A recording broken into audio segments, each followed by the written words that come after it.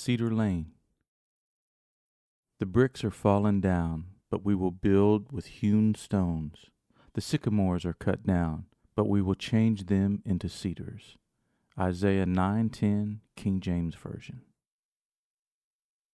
I didn't keep up with the old bandmates, Little Texas. I had heard a couple of their singles, Life Goes On and Bad for Us, but that's about it. I was still very hurt by what happened, and evidently they were too. My old friend Jeff Huskins went on to replace me in the band. They lasted another 4 years without me before they broke up. I never wished them ill will. I figured if they kept doing what they were doing on the road, it would keep the songs fresh, and the royalties on the songs I wrote would keep coming. I was thankful to them for that. When I left the band, I didn't ask for a dime. I figured that if I was the one who left, it wasn't fair for me to ask them to keep paying me royalties on the band name. So I just signed over my rights. I guess some might think that that was stupid of me since I was part of the original lineup, but I just didn't feel it was right for me to walk away and still want something from them. I have no regrets. For the next several years, I enjoyed time on the road and spent hours on my four-wheeler. I'd go out on the weekends and listen to the crickets and watch the clouds roll by. I made some new friends that lived down the road and enjoyed the simple life. I'd get on my tractor and bush hog the fields, camp out under the stars, and I even went coon hunting one night with the locals. I loved being able to relax for a little while and not have to be anywhere. One night stands out in my mind about those times on the farm. I had invited David and Jared, two childhood friends from Ohio, to spend the weekend at the cabin. I figured it'd be fun to get together and reminisce a little. We all rode four-wheelers, and I introduced them to my new friend Donnie, who lived down the road. We hung out, and I showed them the campsite that I had cleared out in the woods. I had some hammocks hanging up next to a fire pit that was surrounded by stones.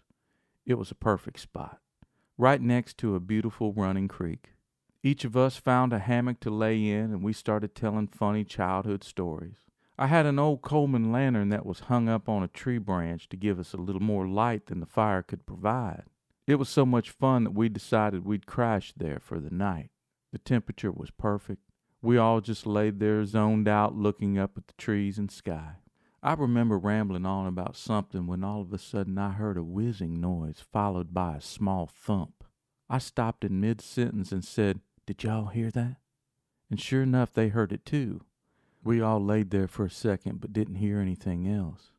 I went right back into my ramble when I heard it again. Zzz, thump. I sat up immediately and started looking around the campsite. I thought for a second that maybe there was someone in the woods shooting BBs at us.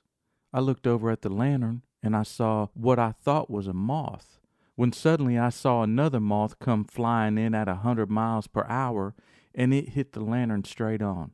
It hit it so hard that the lantern moved. Everyone was up at this point.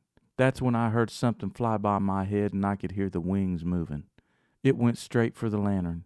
About that time, Donnie yelled out, "I think it's hornets." We all freaked out. I knew we needed to get out of there fast. We frantically got all of our things together when we saw more and more of those little kamikazes. At this point, they were buzzing all around the camp, attracted by the fire. We ran over to the four-wheelers and sped off to the cabin in a panic. Once we went inside, we died laughing. We were thankful that we had escaped with our lives. But the more I sat there, the more I started to realize that those hornets ruined our perfect campsite. We started scheming about how we could battle the hornets. Donnie called his dad and he said that the only way to get rid of them was to burn them out. He said we'd have to get a big long stick with some material wrapped around the end of it and douse it with kerosene and light it on fire and then stick it in the hornet's nest. Looking back on it, I don't think he actually thought that we'd be stupid enough to try it. But we were. We rigged up a hornet-killing device to go head-to-head with the hornets. Donnie got in his truck and I got in mine. Jared and David rode with me. We drove up to the campsite from the side, where there was a big hayfield so we could shine the truck lights on the mission zone. We got out and lit that material on fire. Donnie was brave enough to hold the stick, and I told him I'd be right by his side shining the flashlight so we could see where to go. We slowly walked closer and closer. Luckily, I spotted the hornet's nest immediately. Jared and David walked behind us giggling and rooting us on. We knew we had to go in quick. Poke that nest with the stick, leverage it into the ground so it'd stay, and then run. And that's just what we did. I remember us running like scared rabbits. When we finally got back into the trucks, we could see the hornets hitting the windshield. Adrenaline rushed through our veins, and we were all breathing heavily as if we had just run 100 yards for a touchdown. We laughed till we cried. We then wheeled the trucks around and headed back to the cabin to get some sleep. I bought the farm thinking we could go out there and just relax. But after 3 years, it had become a lot of work as well. Every time I would visit, I'd have to get busy fixing something like a sub pump or replace the rotten wood on the fence. It was non-stop. The time had come in my life to totally downsize. I had found a home that I really liked in Hillsboro Village in Nashville and decided that it was time to sell my home in Bellevue. I realized that if I moved from Bellevue to Nashville, my drive to the farm would take 2 hours. I certainly didn't want to have to do that every time I wanted to get away, so I decided to sell the farm as well. I sold all kinds of stuff during the move. I got rid of both of my Corvettes, the tractor, the dirt bike, and both my trucks. It was time to lighten the load and do away with a bunch of stuff that I was having to maintain. Before I knew it, the farm and the Bellevue house sold, and the owner of the new house on Cedar Lane accepted my offer. I moved in immediately and started renovating the place. My friend Mike Hupka, my dad, and I set in to spiff up the 1939 cottage. Mike was a handyman and was experienced with plumbing and carpentry. Dad had worked as a foreman for a construction company after he retired from Fisher Body, and I had a little experience too. My first job when I was 15 was framing for a construction company. I took the next 6 months to fix up the house and finish up my CD. I learned so much during that time, thanks to Mike. We ripped out walls, ran plumbing, built walls, laid tile, put up drywall, and painted. All the while, I lived downstairs in the dust. Looking back now, I'm not really sure why I chose to put myself through such changes. I guess I just wanted to prove to myself that I could do something other than play music. I enjoyed the renovation process. It was therapeutic for me in a way. I really had a passion for houses. I loved the architectural aspect of it. I loved it so much that I entertained the thought of flipping houses for a living instead of being a recording artist. I had fallen in love with the process of shopping for real estate, and my friend Richard Courtney, who worked for Village Real Estate in Nashville, said I'd be a good realtor. I hadn't considered any other profession since I was 16 years old, but I thought, why not? Richard advised me where to go for my schooling to get my license, and I enrolled. For about a year I dabbled in it, but eventually decided not to move forward with it as a career. There was just too much financial risk in it. I was going through so many changes during that time, and I was trying desperately to find my direction. It seemed like the new house being renovated was much like my life. I felt like God was teaching me and showing me things, and I had been in dire need of repair. It took him a little while to fix it, but eventually it got done. All the while I was hammering and improving, I started laying the foundation for the record. Andy and I had written a song or two that set the tone and the direction. My cousin TJ added his touch to the record along with a few other co-writer friends. TJ had started a song called Thompson Street that I thought was perfect for the CD. It had a 1980s Rolling Stones thing about it that I loved. I decided to make it the title track. I brought in Stuart Smith to play guitar on it. I remember the day well. I saw him pull up in the driveway and he sat in his car talking on the phone for a while before coming into the house. I hadn't seen him since he had played on my last solo record, so it was good to catch up with him when he finally did make his way inside. He came into the door and set his guitars down, but he looked dazed and confused. "Hey man, how have you been, brother?" He replied, "Man, I've been great, but I'm a little baffled right now and I don't know what to do." I said, "What do you mean, man?" He went on to say, "Well, Sean Colvin wanted me to go out on the road with her, and I promised Rodney Crowell I'd do some of his live shows, but I just got off the phone with Don Henley." I anxiously stood there to see where the conversation was going. He continued, "I'm just not sure what to do or who to go out with. Don wants me to go out on the road with the Eagles." I laughed and said, "Cry me a river. That's quite a dilemma," I explained. "You got to go out with the Eagles. It'll open up so many doors for you, brother." He finished by saying, "Yeah, I know it's a great opportunity. I just don't know how I feel about playing Felder's parts all the time and not being able to be creative." I told him, "Man, it's something you have to do. This gig will open up a whole new world for you. Before too long, they'll see how freaking talented you are and want to use you in the studio if they start making new music." Well, sure enough, Stewart went on the road to become a member of the Eagles. I know he felt bad about not being able to deliver for Sean and Rodney, but I'm sure they understood and probably congratulated him on a new milestone gig. While I was tracking one day, I went out for some lunch and dropped into a place located in Hillsboro Village called The Trace. I was moseying around looking for a waitress to order something to go when I saw Lisa Stewart sitting there with a friend of hers. It had been a year or so since I had seen her at her birthday party, but I recognized her immediately. I asked her how she'd been, and we had some small talk. Both of us had moved on from our past relationships, and I thought she was very engaging and pretty. I asked her for her telephone number, but she gave me her email address instead. The next day I was so excited to contact Lisa, I went over to a friend's house that had internet and I sent her a message. I would have sent it from home, but my house was still in shambles and I hadn't hooked up my service yet. She got back in touch with me within the next day or two, and we set up our first date. I remember sitting with her over dinner and feeling very comfortable. We mostly talked about the music business and our love lives. Lisa had grown up in Mississippi in a small town called Louisville. Her mother and father had supported her through the years as a singer, and she seemed to have the same kind of principles as me. She was also a Christian and had the identical political views as I did.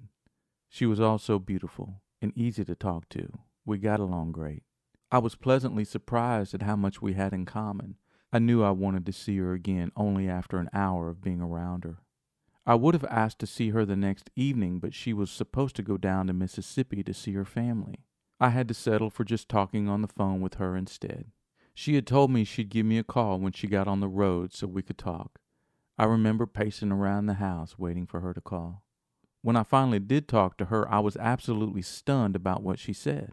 Evidently, she had a guy friend that had told her this crazy story about me that got her all upset and made her very reluctant to ever see me again. The story was that I had been in a relationship with Tanya Tucker and I had 2 children living in Florida. The tale turned for the worse when I had supposedly beaten Tanya, and that's the reason we broke up.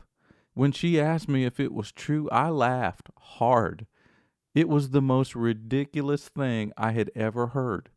I told her that whoever told her that story was misinformed, and I had no idea where that craziness came from. Lisa seemed to believe me, but I'm sure she was still skeptical. She'd been in the music business for quite some time and would have heard about me being in an abusive relationship like that. To this day, I don't know how that lie was generated.